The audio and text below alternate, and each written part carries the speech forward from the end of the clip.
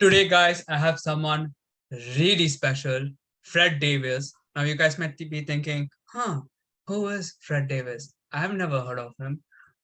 Yeah, but if you're really into spirituality and if you read a lot of books and if you're in the Zen stuff, Fred is a person that they like write you to. Like, oh, you want to wake up? Fred Davis. Call this number. He's that guy. So I'm really happy to have you here, Fred. Thank you so much, Prem. It's great to be here. It is. I have actually had people be at retreats and be coming, near the retreat or end of the retreat or something, and somebody say, "God, I just thought I would wake up here. I just got to wake up," and then somebody will do exactly what you just said. Right here, call this guy. So you're that guy. I had a tough time preparing for this interview, Fred, because it's really confusing. Do I talk about you? Do I talk about you? But then, what's the difference? Yeah, right. There's just one thing going on, and we actually we don't want to confuse anybody watching this. Please don't confuse what Prem and I are saying with the truth. Don't listen to us, guys. Yeah, right. Listen to yourself. What you will get, a word I like to use is what we'll talk about here today will be very truthy, and it'll be quite truth-like. But the truth can't be spoken, so it ain't going to happen through verbally, through this interview or any other. One thing I would like to tell to audience, and it is a nuanced way to think about stuff. And the analogy that comes to my head is, how the Bruce Lee movie, the Bruce Lee points at a moon, the guy points at the moon, but the imbecile looks at the hand, And I feel that you have thoughts, emotions, you have like hands pointing to other hands, and you have like hands pointing to moon. I feel the entire conversation is almost directed towards trying to find the hand that points to moon. We can never show you the moon. We can only like give you a question where the question redirects the awareness to the truth. And the entire conversation is almost about, okay, then you become aware of the awareness, and you see where the awareness is getting directed, and the questions will help it flow, and then you'll like see the truth. And I think that's the context. And I think that's a very good segue to the new book that Fred Davis has written, The Book of Nothing. I love it. It's a book of many, many quotes, questions, no answers, sadly. No answers. I tell people, come. I mean, if you came for answers, you came to the wrong guy. I got nothing but I do have some very high quality questions. That is very interesting, because I feel most of self-inquiry is just knowing what questions to ask yourself. Well, the one question that you can always ask yourself is, who is it that's doing self-inquiry?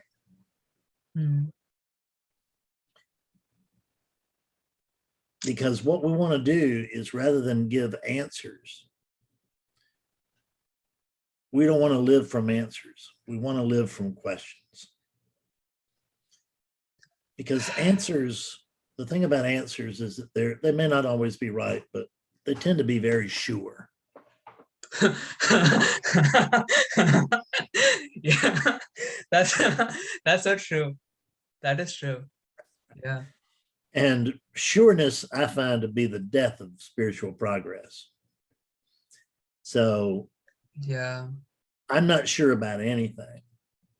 As a matter of fact, I don't even have a strong opinion about anything.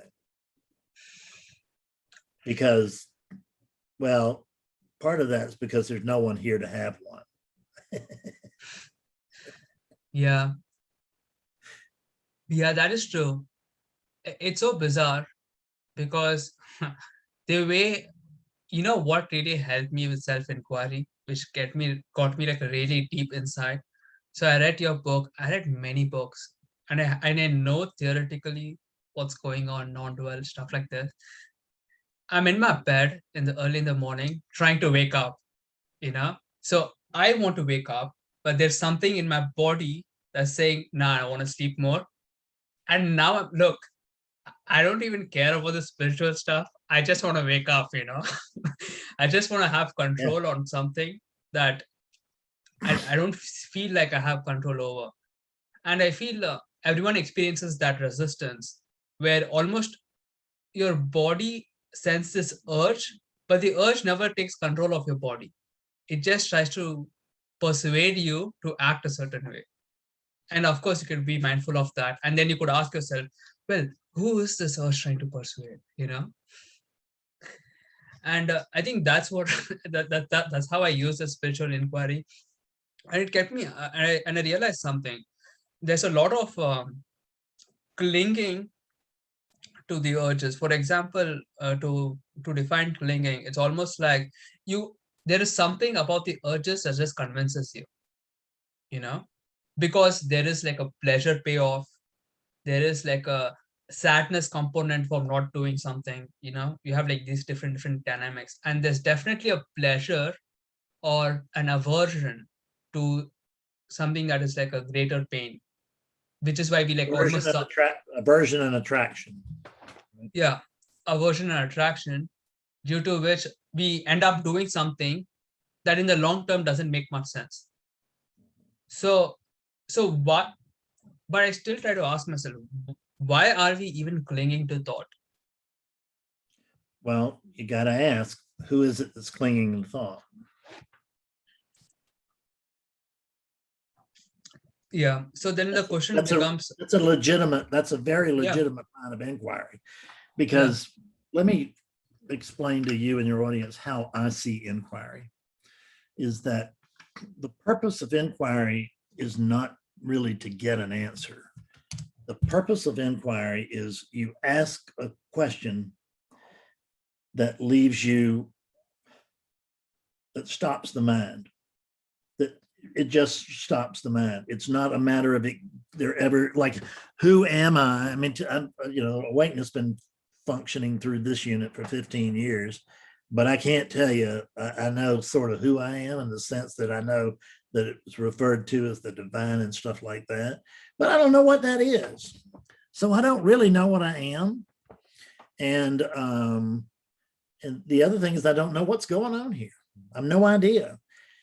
And the good news is when I don't know what I am and I don't know what's going on here, there is no possible way that I can tell myself a believable story about what should be going on here.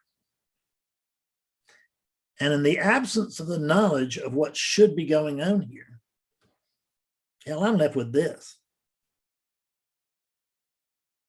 That seems to be enough. There is no should. There's only what is. the reason I really love self-inquiry is I feel that this self-inquiry is the one of the only spiritual practices that directly deals with beliefs that you believe and then dissolve them. It is the only spiritual practice that I am aware of that bears a direct relationship to awakening. Many other practices, meditation, prayer, bowing, scraping, singing, all kinds of other practices, there's an indirect relationship. I But feel it's like a inquiry, preparation, right? It's preparation to self-inquiry, gets you to that state. Almost like revving up the engine so that the right yeah, time. I mean, once, if you get where I am with self-inquiry, doing anything else is moving backwards. Now, that doesn't mean that inquiry wouldn't be useful in post-awakening. I mean, that meditation isn't helpful in post-awakening. It is. And prior to awakening, it can quiet the mind. But I've worked with too many people who've been meditating for 30, 40, 50 years. And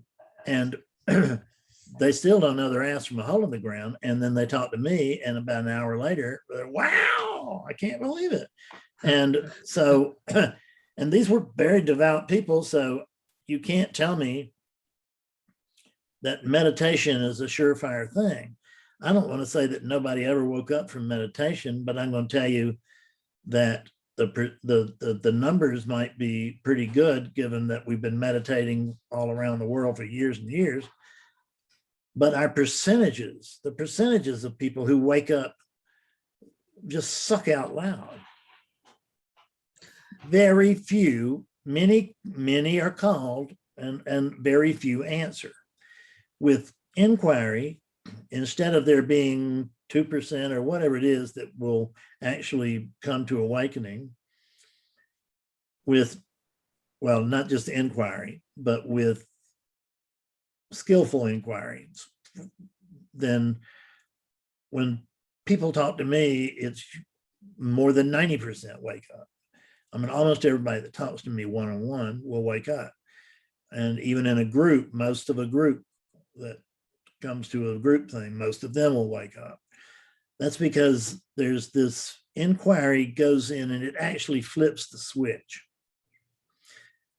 The meditation is good prior to, because it just quiets the mind. And you know, what they said in the Christian Bible was be still, or actually just the Bible, that Bible, it goes with all the Abrahamic religions. But I was raised as a Christian, so that comes to mind. But it says, be still and know that I am God. And the be still part is pretty damn hard, and meditation is very helpful with that. But then knowing that I am God is the toughest part. It's the small part, it's the little part. But when people come to me, they're always telling me, you know, Fred, I'm just missing this much. I'm just this much. And it's, you know, and I'm going to wake up really soon. And awakening is right around the corner. And I ask them, you know, so how long you been trying to get to the corner? Well, 50 years.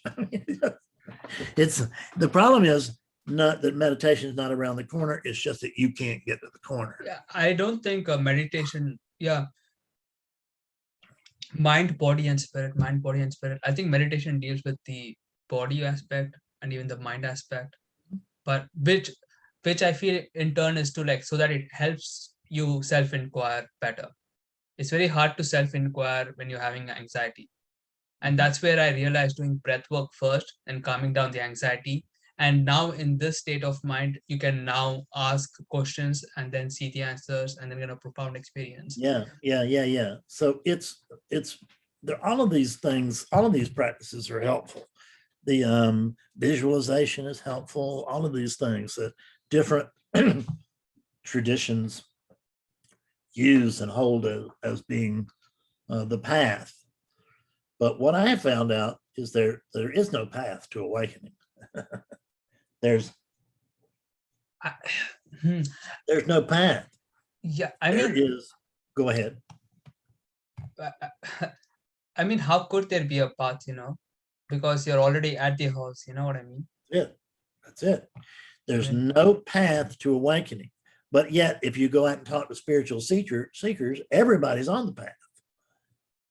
So yeah, Rumi had a great quote on it. He said, Rumi had a great quote on it. He said, I've been knocking the door for so many years. And then one day I realized I was knocking from inside. Yeah. That's it. Yes, I've been knocking from the inside. And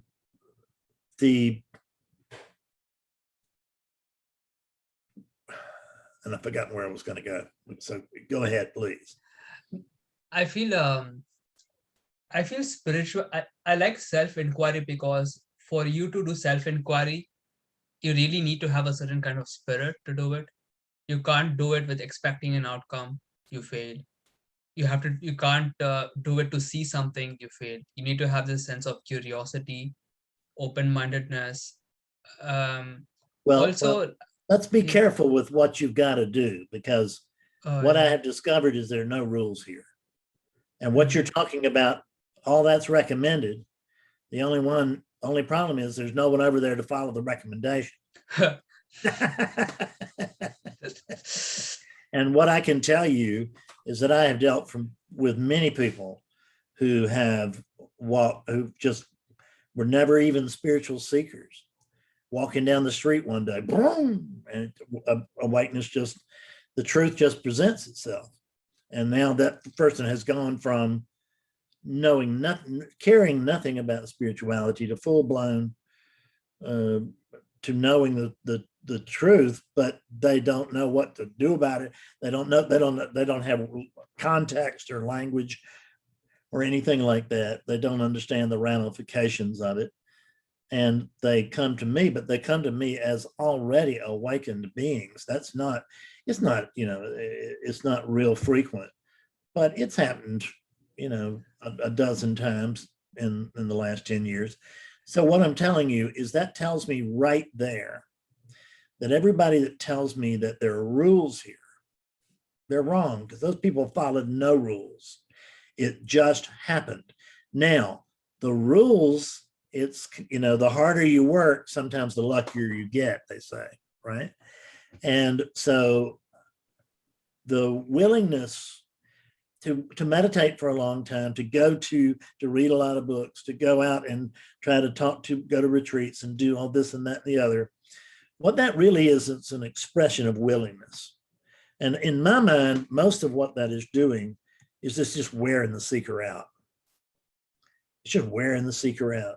And when the seeker is finally worn down and there is the cry, I can't do this anymore. There's the recognition that you never had to do it, because you're not trying to get anywhere. You start out at the end of the road. When, for instance, when I was coming up, so to speak, and started following spiritual teachings, everybody told me, they said, Fred, you're not actually, you're not that body. And the first thing that I thought of after I thought bullshit, the next thing that I thought about was, wow, if I'm not the body, that said, what you really are is the aware space, or the awake space, or the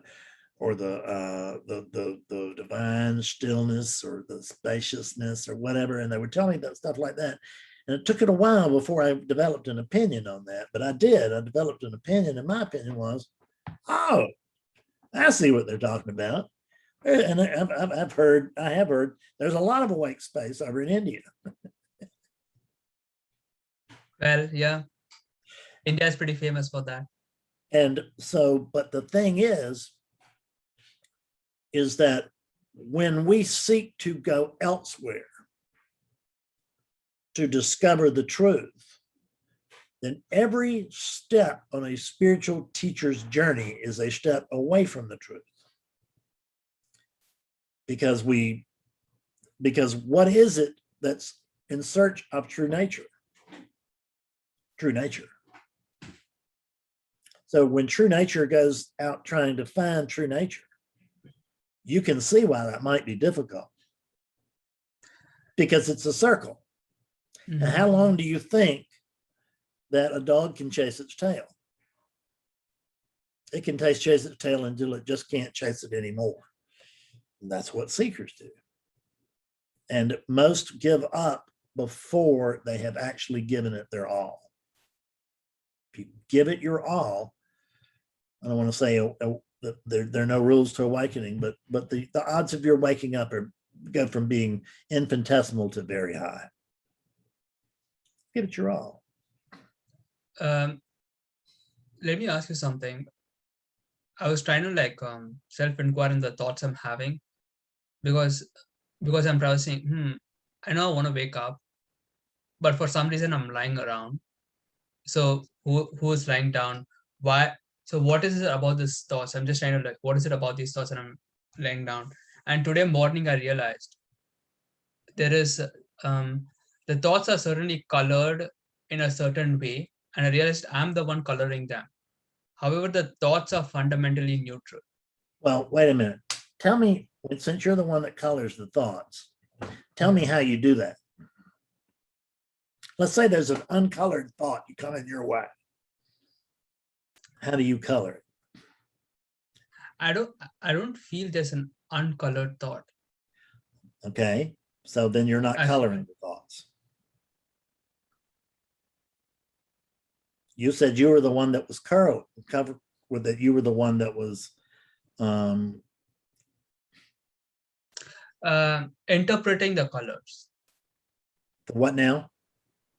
It feels like I was the one interpreting the colors because Okay, and let me just ask you this, just to be helpful. And right, I'm not trying to game you or anything like that. I'm just trying to be you can helpful. give me, Fred. Again, so when you tell me that I feel like that I was the one who did that, who is that I? Can you find it? Can you find that one?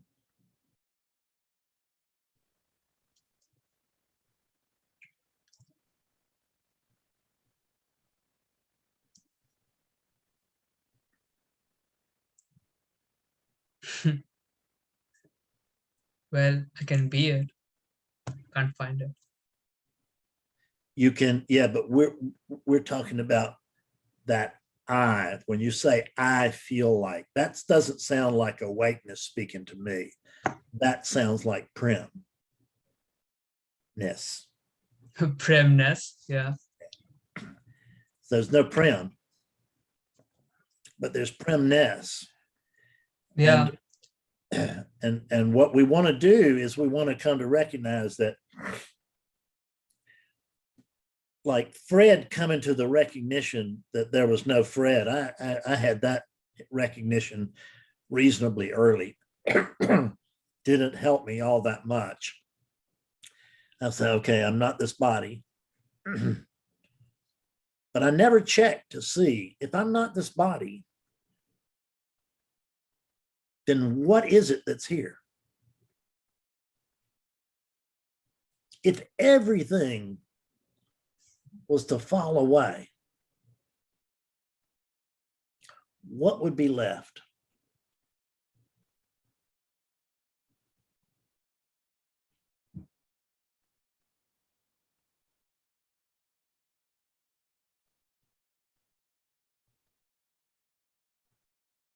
There would still be a wear ring. Yeah. But there's not going to be. I'm really trying to point to something, but I don't know that we're really getting through it. But no, I understand what you're saying. It's something I wanted to bring up as well. There is a quote in your book that deals with noun and verb, and I found that really insightful because I did read a quote long back saying that God is a verb, but people treat it like a noun. And I didn't understand it that time because I never really knew what God really was, right? But then you had a very similar thing, but in a different written in a different way, where you're saying there's something looking at something, but then who is looking? yeah, The only thing that's happening right now is the act of looking. mhm. However, the nouns is something that we like.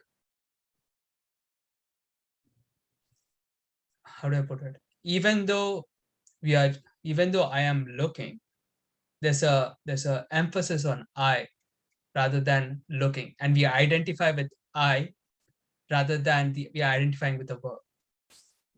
And I think that's a very important point where I was talking to some where I don't know, but if I have to like articulate this, it almost feels like we are creating an abstract, solid inner world like that I, so that the external world can then rest on top of it.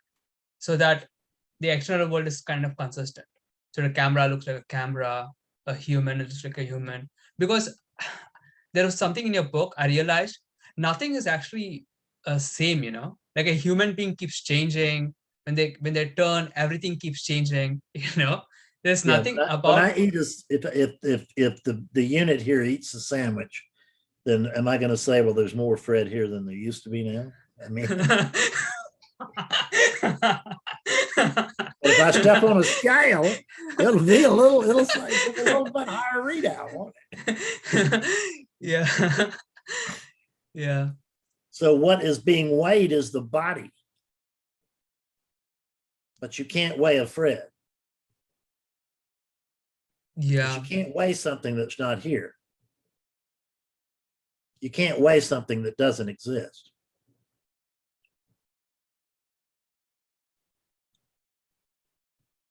How tall is Prim?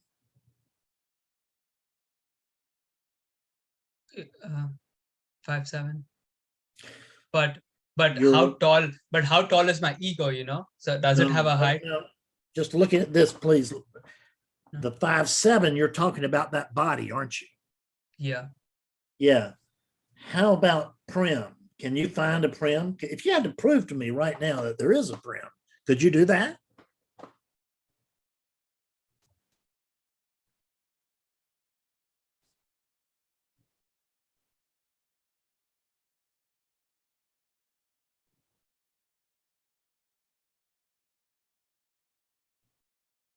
Mm,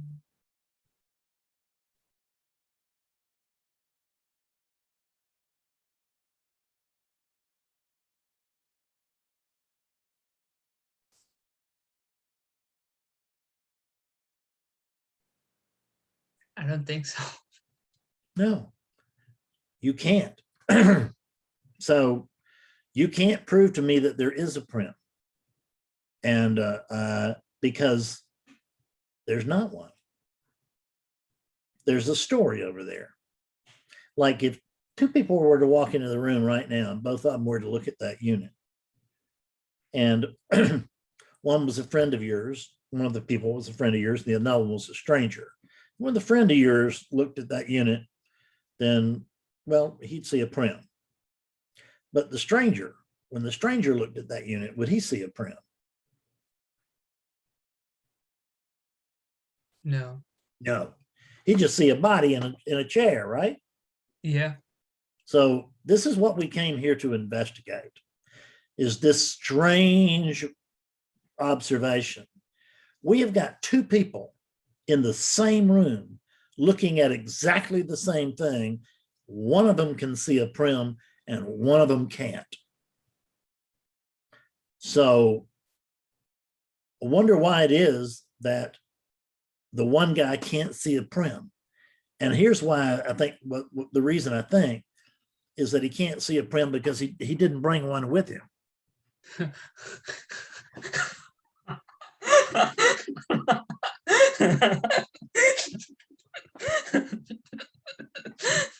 Isn't that about right? Yeah. Yeah, there's no story and there's no photo. And the reason he didn't bring one with him Yeah. is Good because one. you hadn't gotten to him yet. Mhm. You hadn't trained him. And in the absence of training, no one can see a Prim. And I can't see one. Well, I can tell you this, not only can I not see one, there's not one here.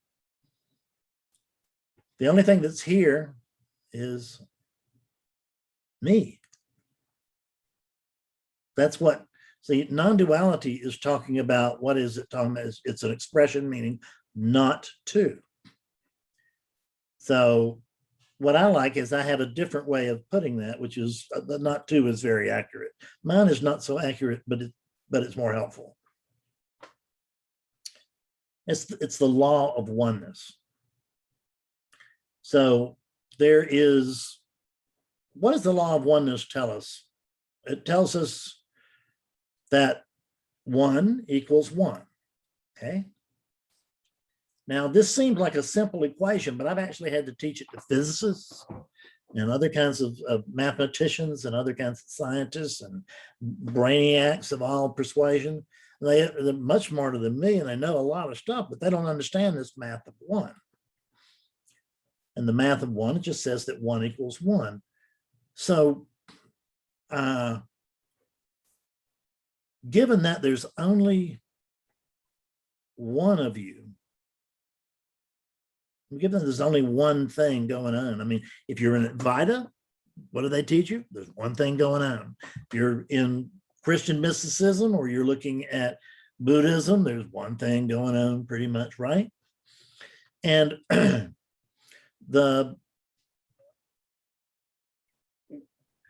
the problem is that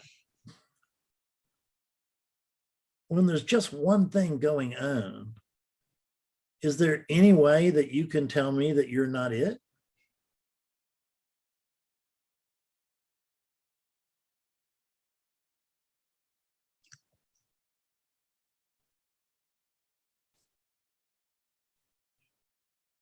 I mean, there's only one thing going on, right? But that's what I mean. Ramana told us that. Jesus told us that. Buddha told us that. Right? There's just one thing going on. There's no self, and there's one thing going on. That's what Buddha said. And all these guys, that's pretty much what they've all said. So St. Francis said, "What you're looking with is what you're looking for." I think he was right on it. Because see, what St. Francis understood was that one equals one. Because he knew that if there's just oneness, then what's looking for oneness has got to be oneness. Because it's just oneness. And what oneness is looking for is what? It's got to be oneness. So let me ask you this. Seeing that there's oneness and only oneness, what is it that you are looking at right now? What do you think this is? Oneness. It's oneness. So, and actually, this is, if you're oneness, this is oneness, this has to be oneness too, right? Yeah. So actually, this is oneness talking to oneness, right? Yeah. And tell me, my dear oneness, what is it we're talking about? Oneness. So it's oneness talking to oneness about oneness, because there's nobody other than oneness, and there's no other topic. There's just oneness. So what can we talk about? Well, let's talk about something other than oneness. There's not anything other. Yeah. It doesn't make any difference if we're talking about soccer, right, or football, as y'all call it. It's still oneness talking to oneness about oneness. And given that there's oneness and only oneness, I mean, that may be, is there any way that you can tell me that you're not it? It's just a simple yes or no. No. You can't tell me you're not it, can you? No. Because if I'm oneness, you're oneness, how can I say I'm not oneness? Yeah, there's just oneness, correct? Yeah. Yeah, you can't say you're not oneness. I mean, what would be saying I'm not oneness? Oneness. So oneness can tell me that oneness, and what are you experiencing? Oneness. What have you always been experiencing? Oneness. So actually, what you notice is that you've been looking at yourself all along. You're not other than this. Yeah. There's the looking. And that's the oneness. But there's no looker and there's no looked at.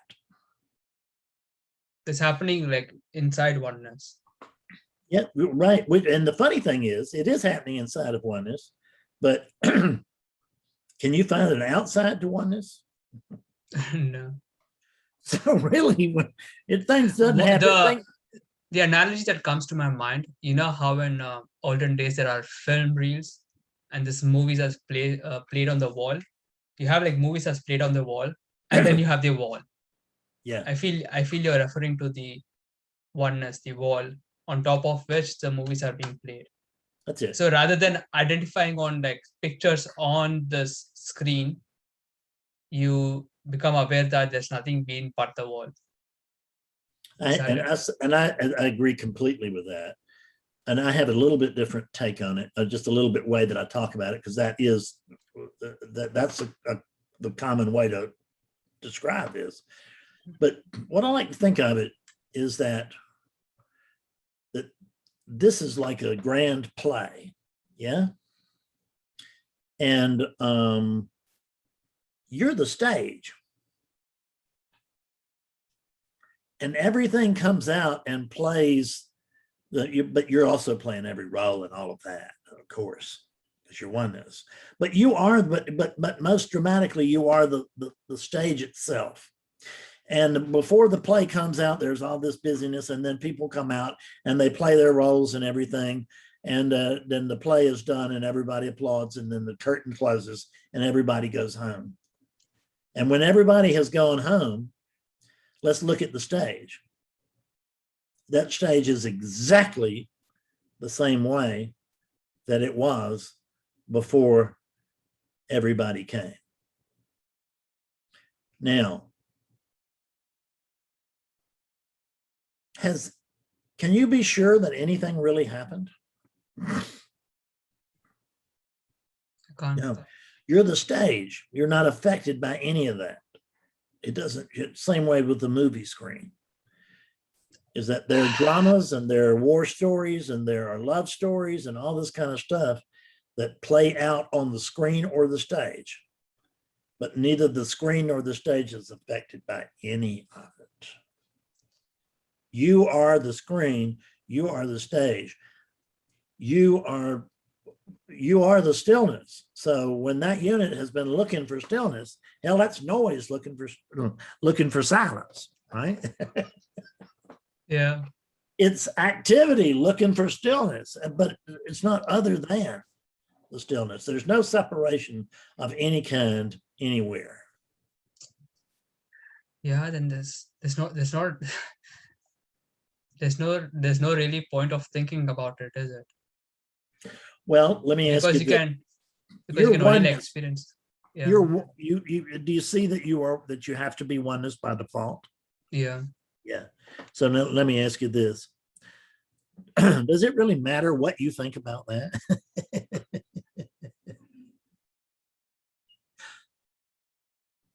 If you don't believe that you're oneness, that doesn't mean you're not oneness. It just means you're in denial. But it doesn't mean that a Fred or a Prim's in denial, because there's no Fred and no Prim. That means oneness itself, or awakeness itself, is in denial. Only thing I can figure out is that apparently this is some form of entertainment. And yeah. Welcome to a YouTube channel, guys. Yeah. Yes. And what happens is that it doesn't really work unless awakeness believes that it's just one thing. But it's got a perfect scam going on how it gets us to believe in that.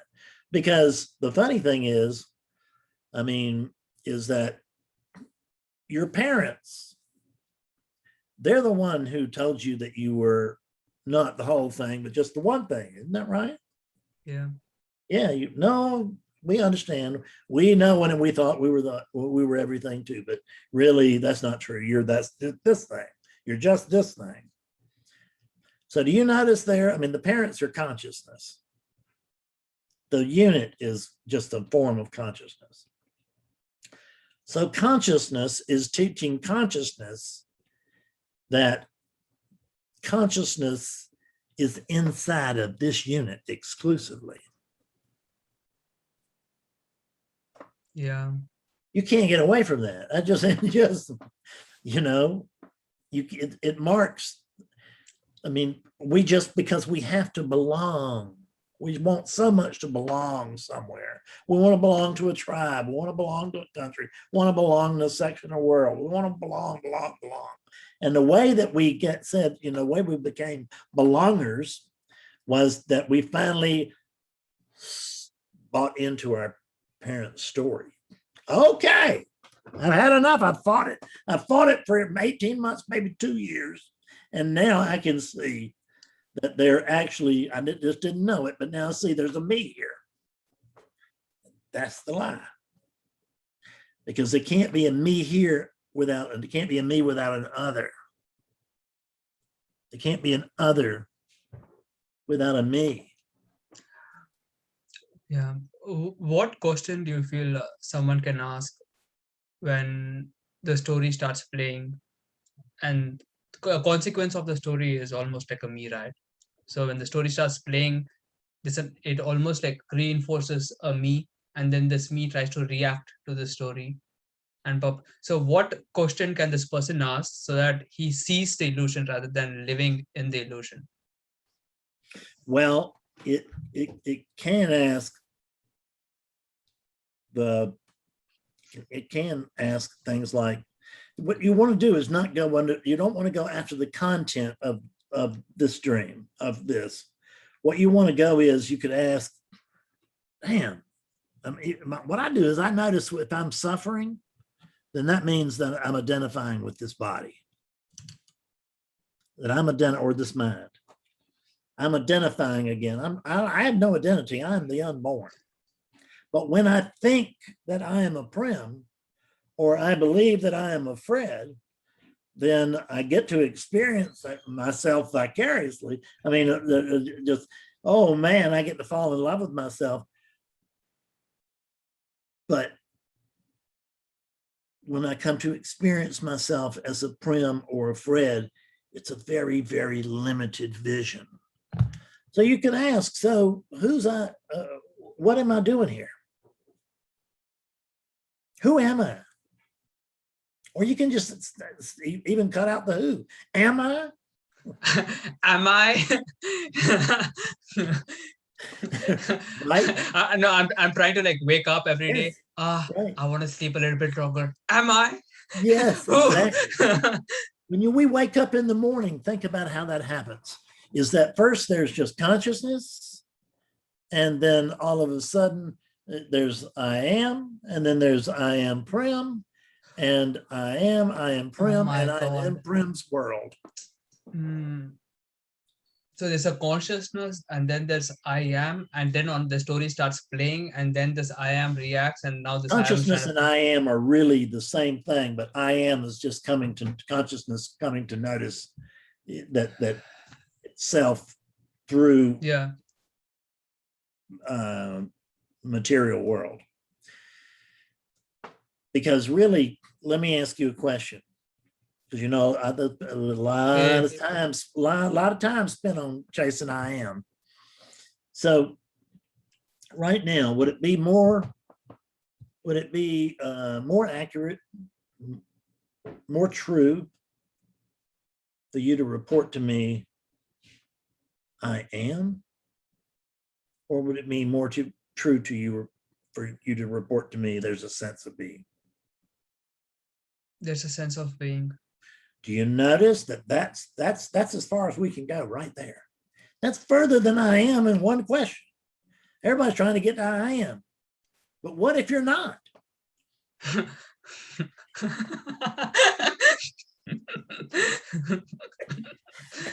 What if the whole damn thing is a story?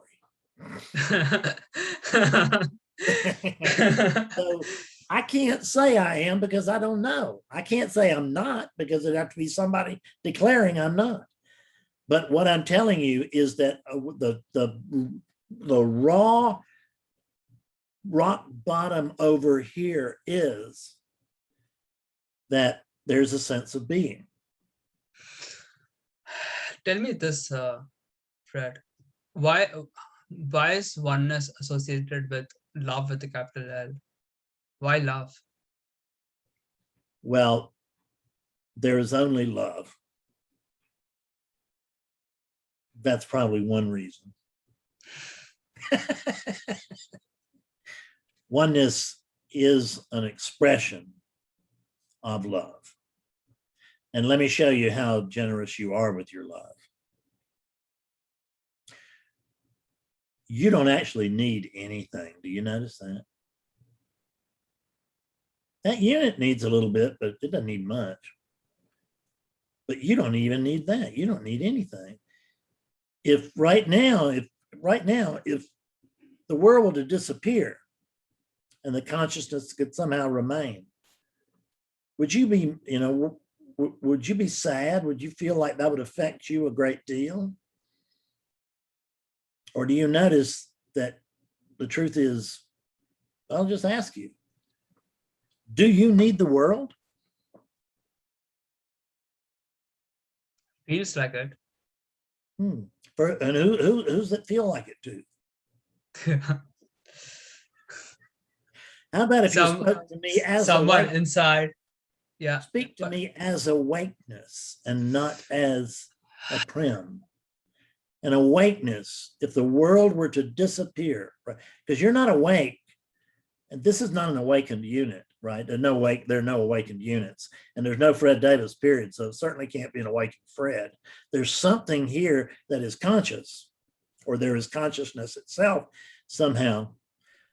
I understand I don't need anything because I'm already have everything at every moment. There's nothing I really like. You already are everything. Yeah, you've got everything because you are everything. There's So if awareness. You take away the story of the world, the play of the world. I mean, you were there prior to the world. Yeah. And you will be there when the world is no longer. But it's been a nice entertainment in between the two. And for a timeless being, I mean, to be able to experience time, that's pretty good. But let me ask you a question. In the absence of a prim, there's not one. You see that? There's no prim. So there's no prim here. So in the absence of a prim, can you experience time? No. So time is a prim thing. Yeah, it's a prim thing. Yeah. There's no prim. Yeah. So time is just a story. And yes, it may seem that it occurs inside of oneness, but when oneness doesn't have, we can't find any outside of oneness. So inside and outside don't mean anything. And what happens is, what do you think it is when there's oneness and only oneness? Tell me, what is it that is longing to merge with oneness? Oneness. Yeah.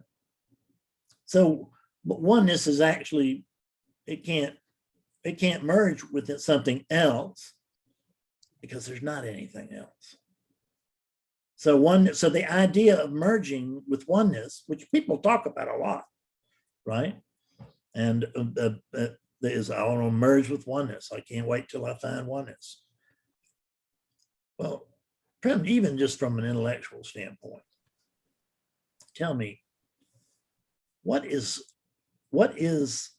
separated from oneness? What is there other than oneness that wants to connect to oneness? That's a really good question. That is a really good. Is that in the book? It's in my books and my books and videos and stuff. Yeah. But it won't, what I do is I'm throwing a bunch of arrows at you. Yeah. And what I do in sessions, and like in Skillful Means or something, is that there's a succession of questions like that where you just, what did he say? Right. And these questions,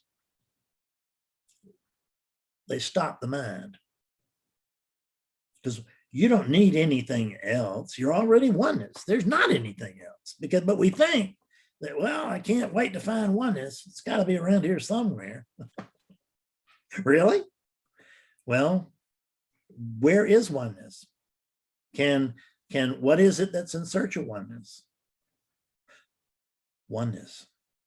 Oneness is holding out because oneness is waiting for the other oneness. But there is no other oneness.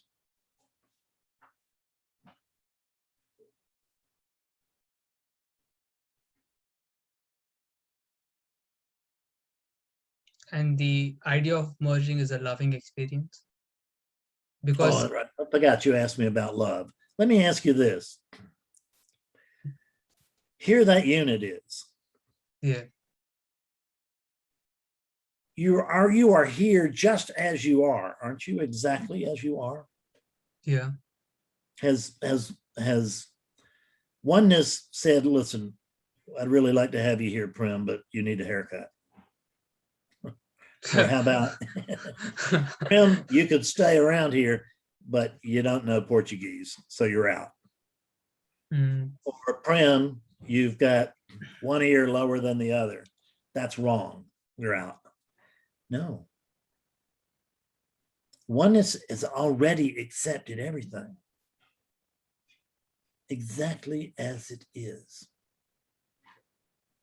It has accepted whatever you think you are, but it has accepted that story, that body, unconditionally.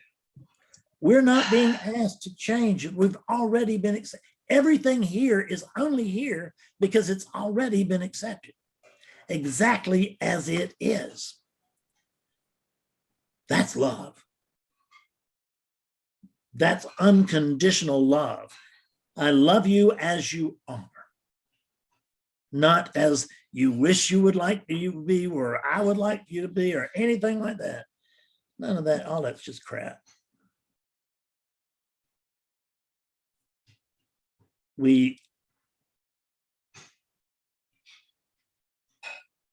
love because we are love. There's nothing outside of love. It's kind of like I've been Oneness. well, it's kind of like that. I've been knocking on the door, and then for all these years, and then I realized I was knocking from the inside. Because what he's saying is, I am it. This is it, and this is you. Not other than you. This manifestation certainly doesn't equal you. You've already seen you can do without it. It doesn't equal you.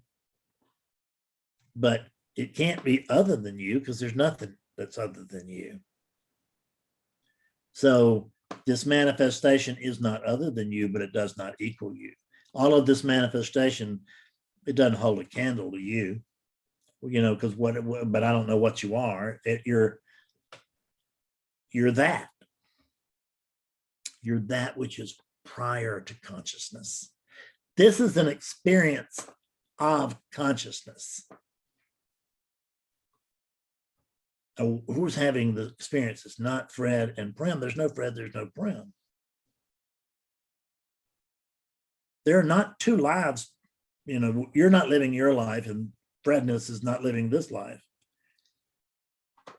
Both of us are being lived By the consciousness. Mm. We're both being lived. And if you think that you're still in control, just tell yourself, no matter what, I'm not going to go to the bathroom today. See who's in charge. Decide, I've had it with breathing. I'm just going to quit. I'm done. No more breathing. This is taking up so much time. This meditation, I've been sitting on top of this mountain for 30 years. Where is the enlightenment? I don't get it. That's it. When you finally reach the guy on the top of the mountain and you finally get to him, you know what he's going to tell you? Oh, you should have been here yesterday.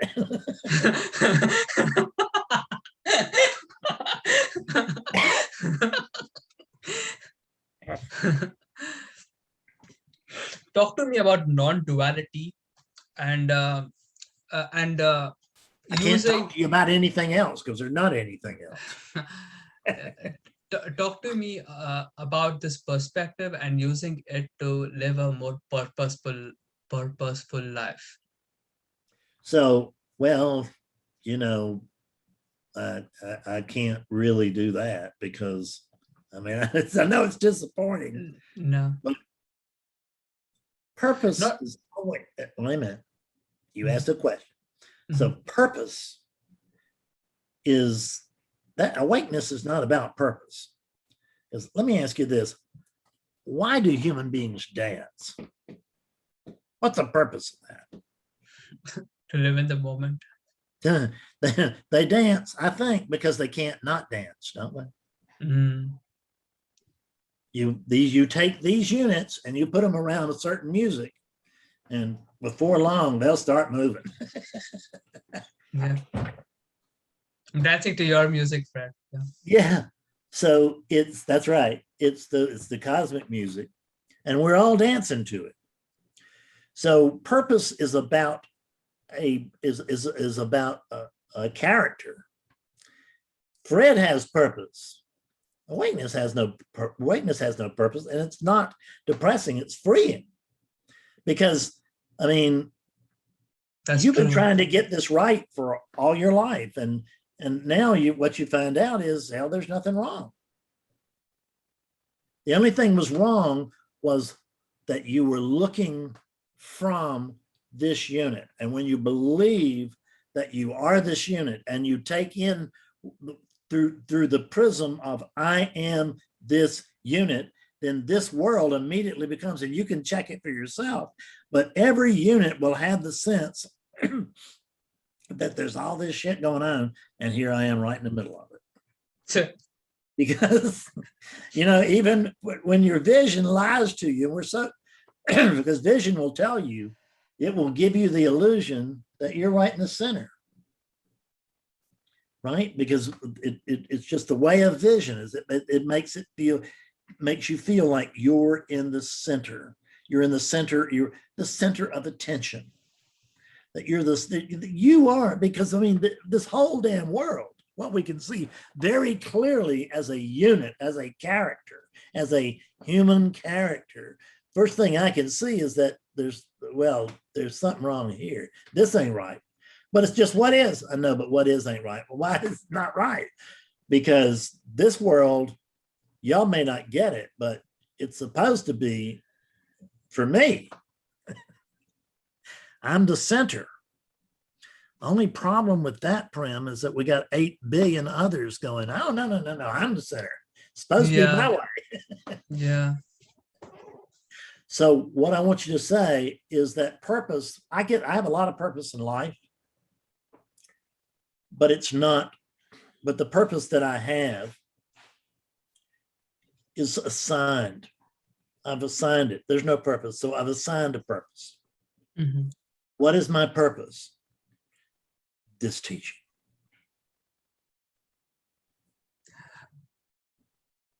But if I didn't have this teaching and I just had a dog, I'd say, well, I'm here to keep care of the dog.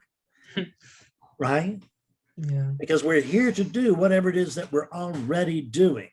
But that doesn't mean throw in the towel, because you don't know what you're supposed to be doing tomorrow. But you will find out tomorrow. And whatever you find that body doing tomorrow, that's what it's supposed to do. Because there is no such thing as it ought to be some other way. This is it. Can you find right now, there's this as it is. Can you find an alternative to it?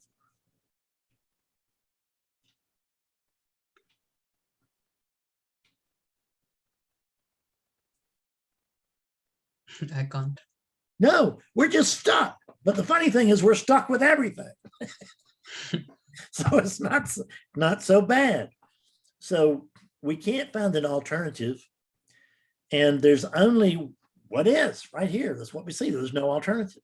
So now I ask you, is there any comparison?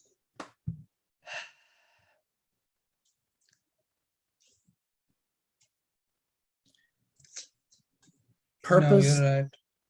Purpose and meaning are that's the story. That's the foundation of the story, is that there's a Fred here, and man, has he got a purpose. But there's no Fred here. Yeah, man. Right? Fred's purpose, I like it. Yeah, right. There's no purpose, because there's nobody to have one. But there is but I do assign, once I decide, okay, well, I'm just going to use this teaching as my purpose, because I can't see anything else worthwhile. So I do this teaching and I have a story, and I'm sticking to my story. My story is that this is an important teaching. That doesn't mean it is, but it means that's my story and I'm sticking to it.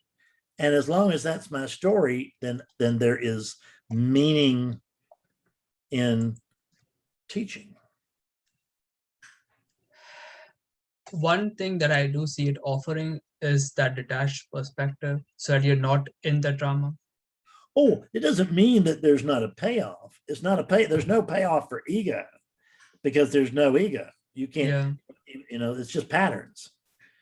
But so there's no payoff for those patterns, but there is a payoff for these patterns. Because this life is so, man, this life was pretty grim. I wonder why. I don't know. Yeah. And all of this just sucked out loud. Yeah. And if I can't think like a Fred used to think, like Fredness was, but if I could think the way that Fredness, the way that we'll just say I used to think, then I could tell you right now that this would still suck out loud. Sure. But I'm in this very same world, and it's marvelous. It's not always doesn't meet the unit's demands, but hell, this unit's got no end of demands. It's unsatisfiable. Yeah. Right? What do you want? I just want a girlfriend. Well, here, oh no, I wanted a prettier girlfriend than this. Yeah. There's the desire to constantly upgrade. Yeah. I just want a car, any car, I don't care. Here's one car. Yeah, I'm looking for something a little bit more style than this. Thank you. And I have rich friends and the clients, and you can ask them, well, how much money would you have to have in order to know that you have enough money? And I asked this of a friend of mine a while ago, but he thought, looked at me and said, I don't know. And you can't get there. Because there is no ego. You can't get there because there's no satisfying this unit. It's got 10 million. How much does it need? More. How much more? Right. What is it? More. Yes, more. That's it. There's this addiction to more. And I used to have it. I mean, I had it with alcohol too. How much, Fred, how much do you drink? As much as I've got. Yeah. And why do you quit drinking? Because I don't have any more. But you can bet I'm looking for more. And I ain't stopping until I find more. The human condition is addiction to more. And what we have to come to find out is that we're simply not human beings. I mean, we are within the relative plane. There are these things, there's an experience of being this, but there's no truth in being this. This is the flashing light on the screen. This is an actor on the stage. That's a really good point that you just said. Talk to me about your life, because you did have an interesting life. Zen. Yeah. So, well, because there was a moment in your life where you were trying to get awake and then you got back. And then so I got into spirituality not because I decided to get into it, but I didn't choose seeking. It chose me. Did you choose seeking or did it choose you?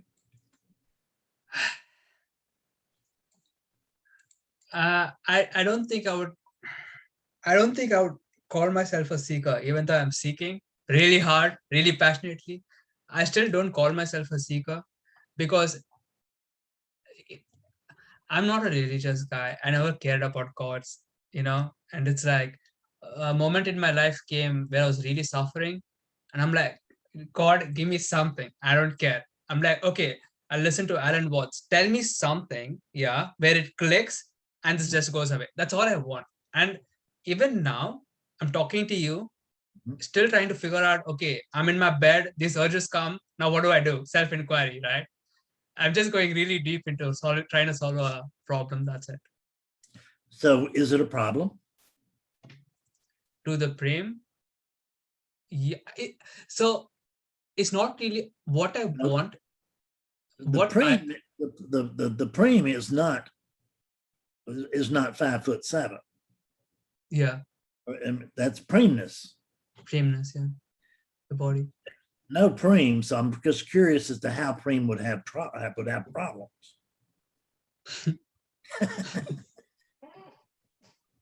See, it's always further back. We say this and we're thinking that the answer is up here. And we're always in pursuit.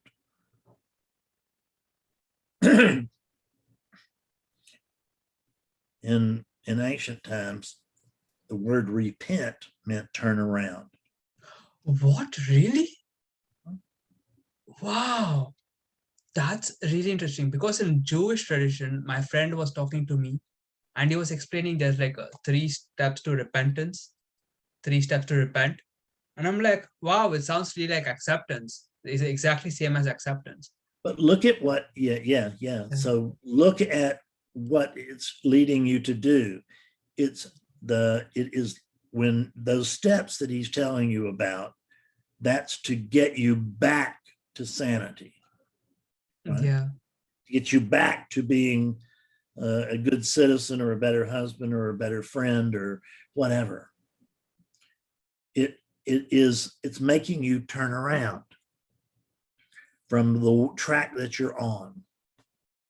So the track that we're on is I'm a human being and I'm looking for satisfaction. Repent. Oh, I don't know what the hell I am.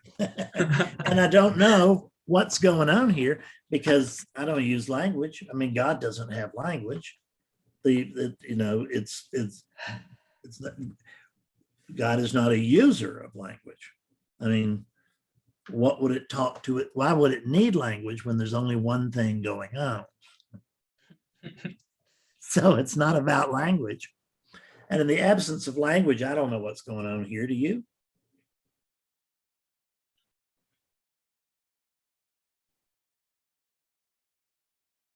uh, Whatever do this I know? is. I mean, this is, but do I know what's going on? I don't think so. Not right No, now. no, Yeah. there's just this. I don't know what Yeah, the I hell mean, it is. yeah. I noticed that. Some But the funny thing is, if I don't know what should be going on, then I don't have a complaint about what is going on. Wow, that's really good. What you just said. Good. I should contemplate that more. Yeah. Good. That hit home. So you're talking to me about your life. You never really cared about spirituality or I something. never really cared about spirituality, but I was when I was 32 years old, I was in a mental hospital for alcoholism, For and but I what? was for alcoholism. Oh, alcohol. Okay. You Yeah. can go to a mental hospital for being addicted to alcohol, really? Well, I was a drunk, but what they did was they told me, well, we don't treat drunks. You're manic depressive. And I said, okay, I'm manic depressive. Just let me in. Because I was on the street and I wanted 3 hots and a cot. And so while I was in there, this strange thought just came to me one day. I was in a room being quiet. I was just drawing. And I was drawing, and this it just came in my head just as loud and clear as if somebody had walked up and told me this. And it said, you should study Zen. And I didn't even know what the hell Zen was about. I did. I mean, I was familiar a little. I knew it was some kind of Buddhist, mystical, this and that and the other. I knew about some writers who had been influenced by Zen and things like this. So I wasn't completely out of the loop, but I really didn't have any ideas what it was about.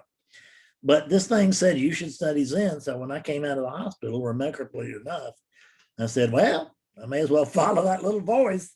I don't know what else to do. And I began to study Zen. And but there was no Zen master in Columbia, South Carolina at that time. I imagine there is now somewhere, but there wasn't at that time. And so I didn't know how to study Zen. If I, you know, you couldn't look up like Zen master in the Yellow Pages or anything in the phone book. Yeah, so, or at least I imagine there are places where you can, but you couldn't do it here. And so I got grabbed right there. I got hooked, and I began to study this stuff, but non-duality. It was already non-duality, but I didn't know that word yet. It was just Zen, but Zen is non-dual. If you, well, let me just say that Zen can be non-dual. Real Zen is non-dual. And so I spent a long time studying Buddhism in general and Zen in particular, but I couldn't study it, so I ended up starting here as a Tibetan Buddhist. I started being a Tibetan Buddhist, and but I just got confused on that at some point. It's kind of like Christianity; they wanted me to accept a lot of bizarre concepts, right? And I just couldn't. It wasn't for me. Doesn't mean that I don't have respect for Tibetan Buddhism. If it's working for people, that's fine with me. And the Dalai Lama is certainly a marvelous guy. No question about that. But you know, it's just it's very involved. Like it is, if you're a brainiac like Ken Wilber or some other teachers, it's a perfect place for you to go, because they got a nook and a cranny and everything for everything, right? They got 3 of this, and they can tell you right what to do. I can't tell anybody what to do because I don't know what they should do. I don't know what you should do. You know why? I don't even know what this should do. It does it, and then I say, hey, cool. But I don't know, but I can't. There's no such thing as direction like that. It's so bizarre because I feel direction does present itself in that way, where if you didn't go to the mental ward, you wouldn't have the experience of, oh, go to Zen. You wouldn't have like the motivation, oh, it's better than this. And once you go to Zen, you would went to the Tibetan thing. But if you didn't go to the Tibetan thing, you wouldn't know how to go next. So in that way, life is pretty bizarre. It kind of makes sense looking back, but at that place, everything makes sense. If Tibetan Buddhism just didn't exist, you wouldn't get this opportunity to go to like this and then like swear off here. So I don't really have a lot of interest in my life. So what I would tell anybody that wants to hear the nuts and bolts of my story, they should buy Beyond Recovery, my first book, Beyond Recovery, Non-Duality, and the 12 Steps. And they can find out. I mean, I've been a bum in a park, right? And I've been in jail. I mean, I was a bad boy for a long time, and but it got me here. So I have no complaints. But I do need to go. All right. Yeah. Okay. Yeah. It is wonderful speaking to you. I just want to remind the viewers watching that there's a book called The Book of Undoing, which is a book with a very similar self-inquiry between you and your client. I read that book. It's a beautiful book. And if you want to know more about the questions that you must ask of yourself, then your new book, The Book of Nothing. I'll post the links in the description and the comments below so that you can check him out. He has his YouTube channel as well. And you have satsanga every week. I have satsang every Sunday. It's online, and I hold it every single Sunday satsang. And my website is awakeningclaritynow.com. They can always, if they want to find out more about me, there's abundant stuff out there. And if they want to see me with a bunch of, your interview will be up on it too. But if they want to see me being interviewed by zillions of other people, they can check that. There's a place on the website where they can do that. And so they can get all they need, if you know, but you got to want it. So everybody who wants some of this, take charge, even though you can't, but be willing to check out awakeningclaritynow.com, whether you do or not. I would definitely be coming to one of your satsangas Okay, as my schedule permits. Yeah. And I highly recommend, guys, even you should too. I've read many books, and Fred Davis is like top class. So it was a pleasure, Fred, to speak to you I today. enjoyed it very much. Thanks a lot. Thank you And I so hope much. it is. See you later, I see you. Preem. Bye-bye. See you. Bye.